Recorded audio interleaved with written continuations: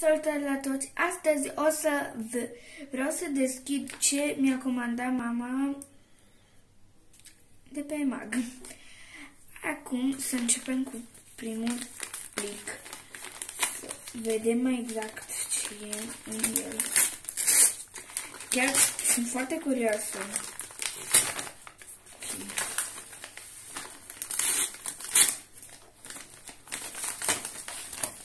Carioci.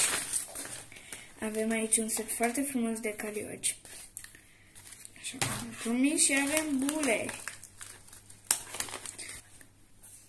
Ok, acum să începem deschiderea penarului. Pentru că mi-am dat seama că e penar. Chiar îmi trebuia un penar nou. Scuzați. Acum. Ok, da. Ok, am reușit să-l deschid și acum scoate minunăția. Mama, e atât de calitativ. Ok. Dacă știți, ia să vedem și era de foc. Nu. Ok, cine vrea carton? Deci e fix de la pe care aveam nevoie. Și mai încăpător penar ever. Ok, trecem până acum. Avem carioci și am uitat să vă spun că la carioci avem un capăt mare și un capăt mic. Ok, să trecem. Tot carioci, pentru că a spus mama că mi-a comandat 3 seturi de carioci diferite. Sau să scriu? Cred că scrioane. Da, sunt scrioane.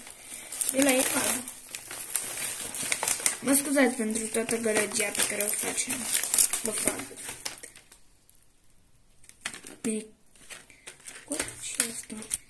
Acum vreau să desfac pentru că uitați-vă la imaginea aceasta. Arată niște capace și capacele astea. Haide. Astea sunt carioci, eu credeam că sunt creioane. Deci chiar credeam că sunt creioane. Carioci foarte tare. Deci o să mă decid la final care le au în penarul acesta. Ok, acum vine cea mai mare întrebare a mea. Ce Doamne, atunci? Avem cu un set de carioci atât de mare. Da. Wow. Prima dată am văzut. Popit. Ok.